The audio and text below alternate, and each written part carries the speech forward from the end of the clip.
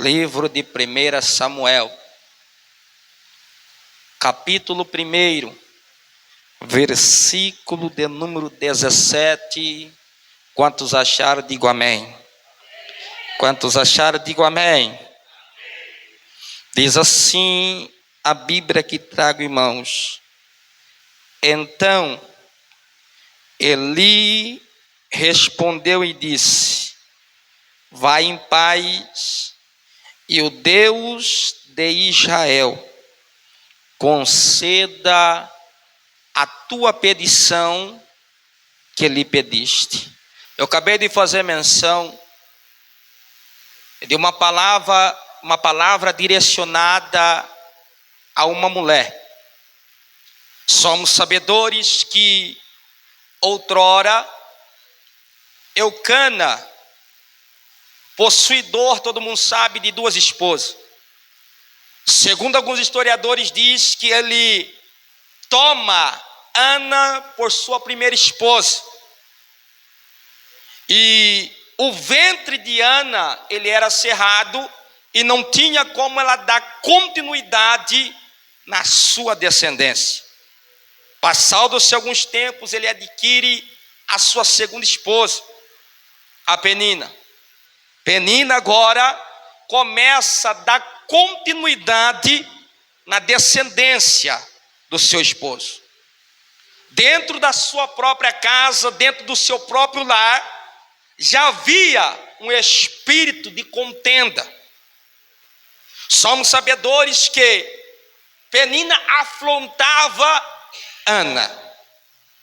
Segundo a ordem de Deus, para Eucana era: uma vez ao ano, você sai da sua cidade de Ramataim, desce a Siló e ofereça sacrifício e adoração.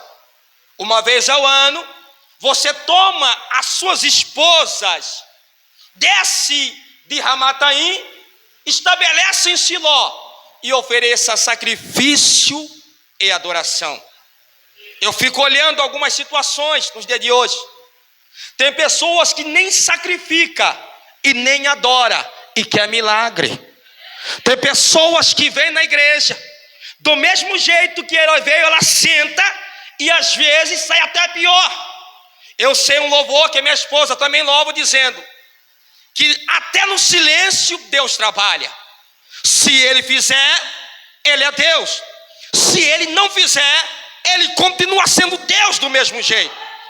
Agora eu olho, como que eu estou no lugar da adoração e não adoro? Eu vi o pastor dizendo que o fogo ardia dentro do coração de Jeremias. Eu creio que esta igreja é uma igreja pentecostal, irmãos. Você não está num bar, você não está numa balada. Você está no lugar da adoração e do sacrifício. E Deus está dizendo nessa noite: oh glória, não deixa eu pregar sozinho. Erga a tua mão, vai. Eu vim pregar para uma igreja que vai subir, adorando, exaltando. Ofereça a Ele nessa noite de quarta-feira louvor e adoração nesta noite. Olhe para mim sem ferir o texto. Quando Jesus vai para a casa de Jairo, a multidão oprimia. Aprenda uma coisa: a quantidade não é qualidade. E só uma tocou nas suas vestes, que saiu virtude. Quando sai virtude, ele faz uma pergunta aos discípulos e Pedrão responde: todo mundo te empurra, te oprime, te aperta. O Senhor diz que alguém me tocou? Falou: peraí, Pedrão, alguém me tocou porque de mim saiu? Aí eu olho para o próprio Samuel e ungia Davi na casa de Jessé. Quando ele olha a aparência, ele vê a formosura. Aí Deus diz para ele: você vê a aparência, eu sou do coração. Não adianta eu vir aqui sentar e não adorar, porque Deus conhece quem adora de verdade. Deus conhece adorador de verdade. Você sabe por que Deus não faz muito milagre? Porque tem vezes a gente vem e traz problema para Deus. Aqui é lugar de adoração. Se você adora, Deus faz. Se você toca na veste, virtude sai. Se você chama a atenção dele, ele para e faz milagres. sobre a tua vida. Agora olhe para mim. Uma vez ao ano, Eucana saía de Ramataim, descia a Siló para oferecer sacrifício de adoração. Quem era o sacerdote de Siló? Eli. Como que pode, irmã, estar no lugar para oferecer adoração a Deus e não adorá-lo? Então, para complicar mais o seu ministério, pai de Ofni e Finéias. Pessoas que trouxeram apostasia, tocaram no coisa que não deveriam tocar dentro da casa de Deus. Eu trago para minha consciência que Eli estava cego espiritualmente. E o que tem de pessoas que estão cegos espiritualmente não está escrito. Não sabe para onde vem, nem para onde vai. E Deus está dando um direcionamento dizendo: você tem que ter discernimento de espírito. O semblante de Ana era tão abatido da aflição. Apóstolo, eu aprendi uma coisa: que conforme os anos de luta, na nossa face, principalmente das mulheres, transparece a tristeza. Quer que eu te prove? Pega uma mulher que tem problema com o marido. Marido abençoado, aquele que tem 20 anos, que sai na sexta e volta na segunda. Você pergunta para ele: irmã, está tudo bem? Ela vai falar: está tudo bem. Ela vai falar com a boca, mas o semblante dela vai demonstrar a luta. Foi assim com Pedro. Quando Jesus chega no lago de Genezaré, ele olhou para Pedro. Pedro tinha conhecimento, pescou a noite toda, não apanhou nada, lavando as redes. O Senhor olhou na transparência dele, na face, ele falou: isso. Ele pode até falar que está bem, mas a luta transparece no seu rosto. O rosto de Ana transparecia a luta. Eucana ainda tenta indagá-lo dizendo: não sou melhor do que 10 filhos. Ela: sim, só que tem duas coisas que toda mulher sonha. Primeiro, entrar casada em uma igreja. É o sonho de toda mulher, ou da maioria. Segundo, dar linhagem ao seu marido. Pergunta para uma mulher que é estéril se ela é feliz. Pode até falar da boca para fora, mas quando ela vê uma criança abraçando a mãe, chamando outro de pai, existe uma palavra sentimento. Você pode ter certeza que esse sentimento dentro dela vai falar alto. Então, dentro de Ana, ela tem um esposo bom, porém ela não estava dando continuidade na sua descendência. E agora, Eucana chama Ana, pega as suas duas esposas, desce a Siló novamente. Lembra que eu disse que existem pessoas que infelizmente estão cegos espiritualmente. A luta era tão grande, porque existe fase na nossa vida que você não tem nem voz para falar. Você só sabe derramar no altar. Só sai lágrima. E agora, quando Ana chegou no altar, ela se derramou ao Senhor. Eli, conjectura, sentado numa cadeira, sacerdote, olhando a situação, na sua mentalidade, ele chega a uma conclusão precipitada e errada, dizendo: eu acredito que ela esteja embriagada. Como pode, irmãos? O sacerdote, no lugar de trazer adoração a Deus, além de ele estar cego, não adorava a Deus, nem sacrifício, nem adoração. A contaminação estava vindo para a terra do Senhor. Deus tinha que trazer alguém de longe para ser adorado. É assim na igreja hoje, irmãos. Às vezes tem irmãos que sentam, não adoram. Sentam, vão embora. Atribui todos os fracassos à igreja e ao pastor. Aí Deus pega alguém da boca, que não tem para onde ir nem para onde vir. Só resta Deus para ele. Deus traz para a igreja. O pastor cuida, 30 dias está liberto. Com 60 dias ele mergulha de corpo, alma e espírito. Batiza nas águas e vem o batismo com o Espírito Santo. E aí começa a dar os dons espirituais. E aí quem está no lugar, em vez de agregar alegria, fica com raiva. Lembra de Jonas? Não quis pregar, fugiu, foi jogado, engolido, vomitado na praia. Quando ele é vomitado, ele prega, ganha a cidade. Por que ele não gostava de Nínive? Porque era uma terra sangrenta. Segundo alguns historiadores, matou toda a descendência dele. Depois que ele prega, que o povo converte, o seu coração ira. Aí Deus faz nascer uma baboeira. No mesmo dia que nasce, no outro dia morre, ele irou mais ainda. Aí Deus diz a ele: você tem compaixão da baboeira que você não plantou. Por que você não tem compaixão do meu povo? Por que você não ensina, não tem compaixão do meu povo?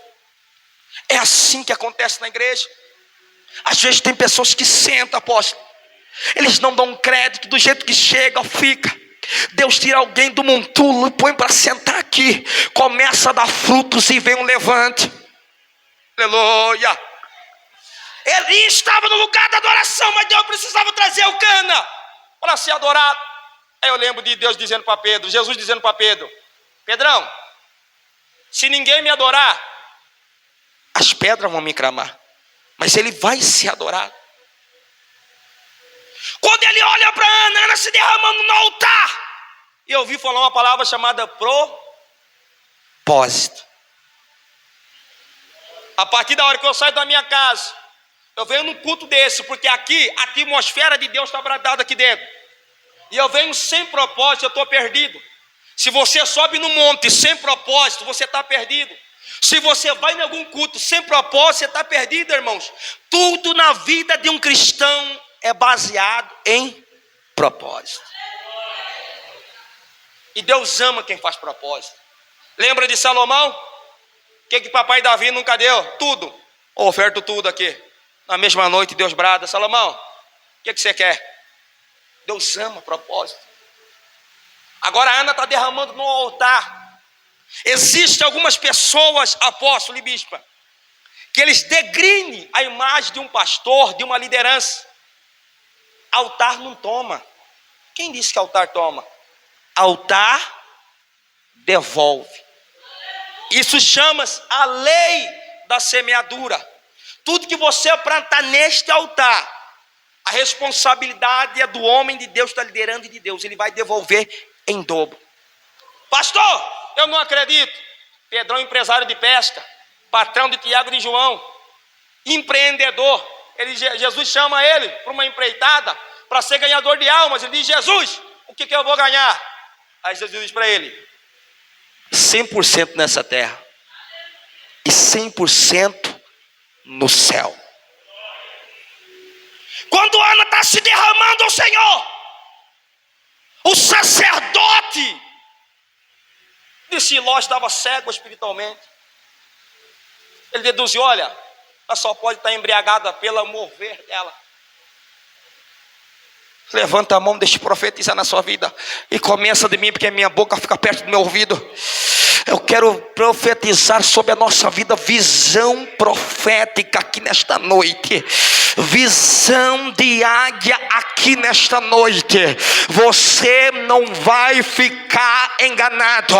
Deus vai dar visão profética sobre a sua vida, visão espiritual sobre a tua vida. Você vai ver além do horizonte. Nesta noite o Espírito de Deus me dê autoridade para liberar sobre a nossa vida visão profética. E só você que crê, levanta a mão e dê um prato de glória.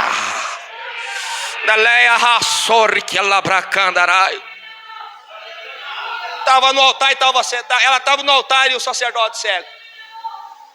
Só que ela fez um acordo com Deus. Moisés escreve em Números 23:19, dizendo que Deus não é homem para que minta, e nem filho do homem para que se arrependa. Isso é Moisés, o homem que fez as leis, conhecido como a lei mosaica.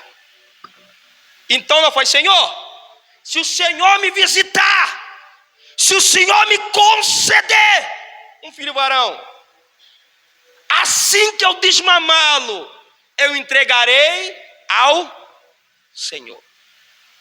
Apóstolo, Deus disse ao meu coração, uns 8 meses atrás, tem muita gente devendo para o céu, e Deus vai começar a cobrar. Você está equivocado, pastor, vou te provar. Mateus capítulo 18, verso 18. O que é ligado na terra? Quer que eu te prove? Porque tem pessoas que acham que nós somos qualquer um.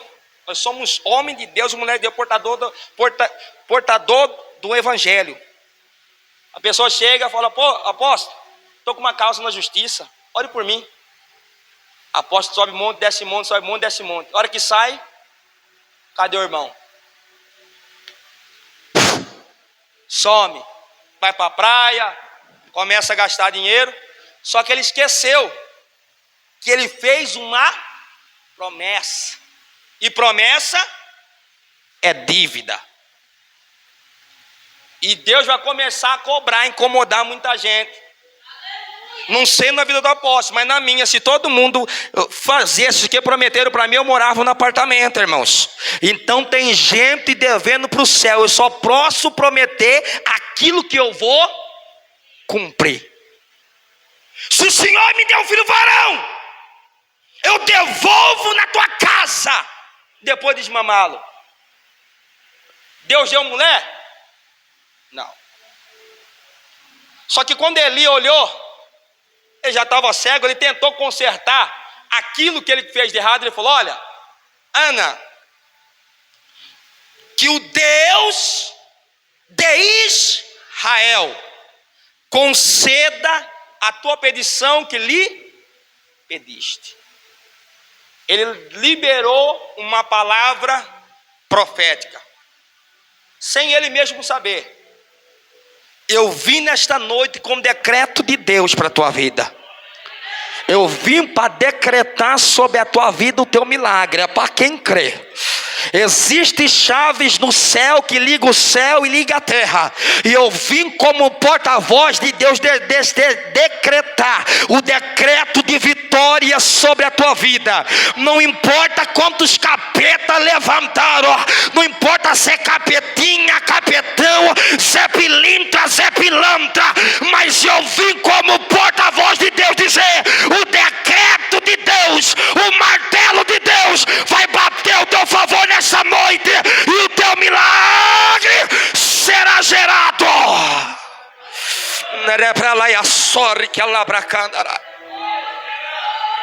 Do jeito que Ana pediu, foi do jeito que o Senhor aconselhou.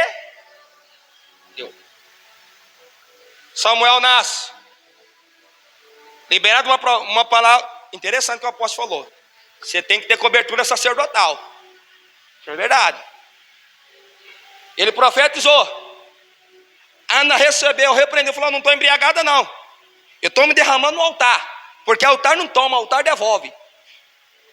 Quando ela faz um propósito no altar, Deus ouve a oração.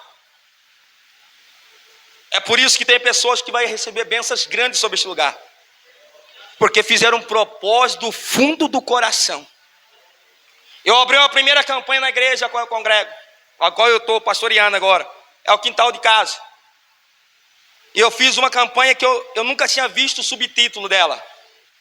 Ezequiel capítulo 37, verso 3. Quando Deus pergunta a Ezequiel dizendo: pode reviver esses ossos? Ezequiel disse: Senhor, tu sabes. Aí Deus fala: então profetiza. Só que Ezequiel estava sobre o maior cemitério terreno de ossos. E a Bíblia fala que os ossos eram sequíssimos. Profetizar quando tudo está bem é fácil. Quando a sua conta está cheia de dinheiro, com saúde, é fácil profetizar, irmão, porque você está vendo resultado sobre a tua vida. Mas quero ver profetizar quando está difícil, quando o negócio não está fácil, apóstolo, quando o celeiro está vazio.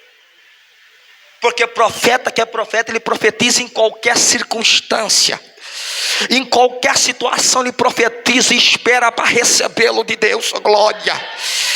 E quando eu li esta palavra nesta manhã, estava lendo esta palavra, o Senhor bradava o meu coração dizendo: diz para a igreja Maranata que eu estou gerando milagre para o povo deste lugar, irmãos.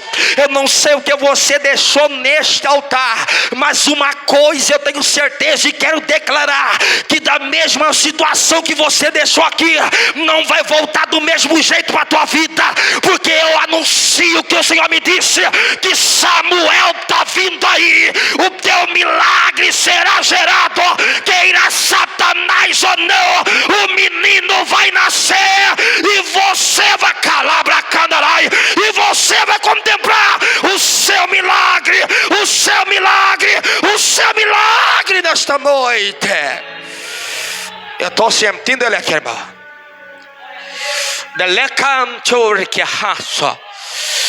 Fecha o teu olho, põe a mão no teu coração, que eu estou vendo milagre aqui, irmãos. Eu estou vendo veia de coração sendo desentupido aqui, milagre que deixou neste altar. Duracalabra Xandarábia. Ergue o fundo, bispo, em nome de Jesus. Eu vim declarar a tua vitória aqui, irmãos. Eu não sei o que você está passando, que a luta que está, mas eu vim como porta-voz de Deus dizer que do mesmo jeito que Ana deixou no altar e Samuel nasceu, é do mesmo jeito que você deixou aqui, e o teu milagre nesta noite começa a criar forma.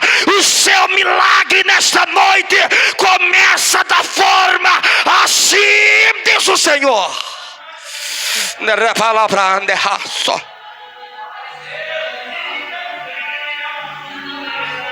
Deixa no altar, deixa no altar, irmãos. Concluindo o que eu disse lá na igreja, tem um pastor que está fazendo a campanha comigo lá, sentiu no coração de fazer. E ele falou: pastor, ele falou para ele mesmo, ele falou: eu quero ofertar R$100, porque eu estou num propósito para comprar o som está caro, o apóstolo sabe, o som é muito caro, irmãos. A caixa que eu quero comprar, os equipamentos. E quando eu fui na segunda-feira do segundo dia da campanha, ele falou, eu vi que ele mandou R$100 no Pix. Aí fiquei preocupado, falei: será que ele mandou certo? Mandei mensagem para ele, falei: pastor, o senhor mandou um dinheiro aqui, caiu. Ele falou: não é. Aí ele foi com testemunhar. Ele falou: ó, pastor, eu peguei o envelope e eu estou até desempregado. E eu falei para Deus que eu queria dar R$100. No segundo dia, caiu um valor considerável na conta dele. Ele falou: pastor, eu nem sei de onde caiu, mas caiu. Ele falou: não vou deixar o diabo entrar no meio, eu já vou ofertar logo, porque a promessa é dívida. Esse é Deus que faz milagre. A igreja hoje, infelizmente, algumas pessoas estão descrentes, irmãos. Mas Deus, Ele continua fazendo milagre, bispo. Quando eu deixo no altar, foram 25 anos aproximadamente de oração. Não é 25 dias, irmãos. Quando eu fico olhando, quando eu começo a pregar a Bíblia e ler, parece que eu estou lá no Israel. É coisa de louco, o meu espírito sai do meu corpo, parece que eu estou lá. Aí eu fico olhando. Se uma mulher já é difícil, imagina eu cana com duas. A rivalidade dentro do seu lar, pensamentos diferentes, apóstolo, situações diferentes. Você acha que Penina não zombava ela? Não afrontava? Eu conjecturo que levantava de manhã, ficava mostrando as crianças, zombando. Porque é assim. Existem muitas pessoas que riem da nossa luta. Diz que não é pastor, diz que não é crente. Cadê o Deus dele? Às vezes nós não temos nem um carro para andar, irmãos. E aparentemente se acha que o ímpio está bem. Mas eu aprendi uma coisa, que tudo aquilo que Deus dá, Ele responsabiliza para cuidar. Se Deus te dá algo, Deus nunca vai te dar o pior, Ele vai te dar o melhor.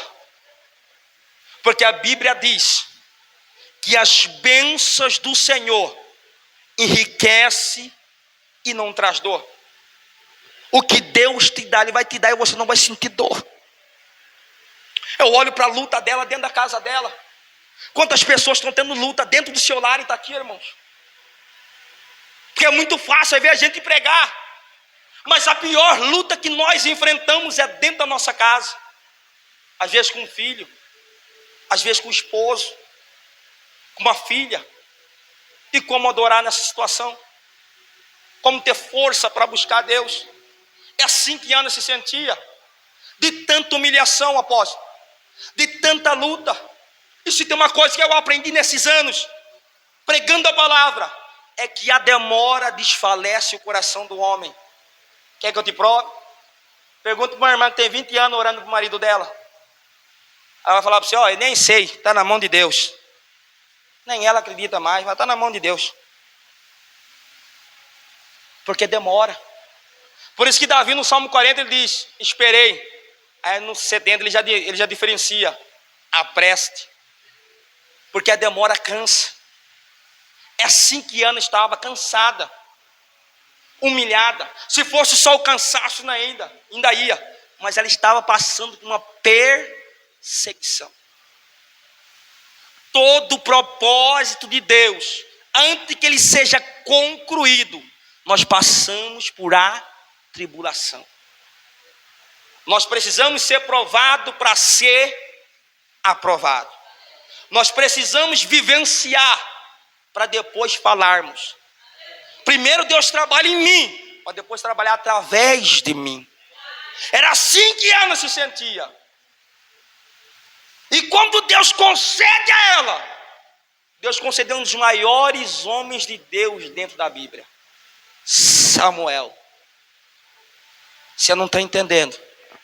O seu milagre vai ser destaque na sua família, eu profetizo. O milagre que Deus te dá vai ser notícia no meio do seu povo. O milagre que Deus vai fazer vai virar notícia. Pode ter feito, outros podem ter conseguido primeiro, mas o que vai vir de você vai impactar a sua família, a sua rua, o seu bairro, a sua cidade, o seu ministério. Levante a mão e glorifica, porque é uma palavra profética, irmãos. O teu milagre vai ser gerado com perfeição. Samuel está vindo aí. O que Deus vai te dar vai marcar uma geração. O que Deus vai fazer vai marcar um tempo da sua vida, da sua casa, do seu ministério. Quantos crê nesta noite? Levanta a mão, levanta a mão, levanta a mão e dê um brado de glória. Olha o privilégio.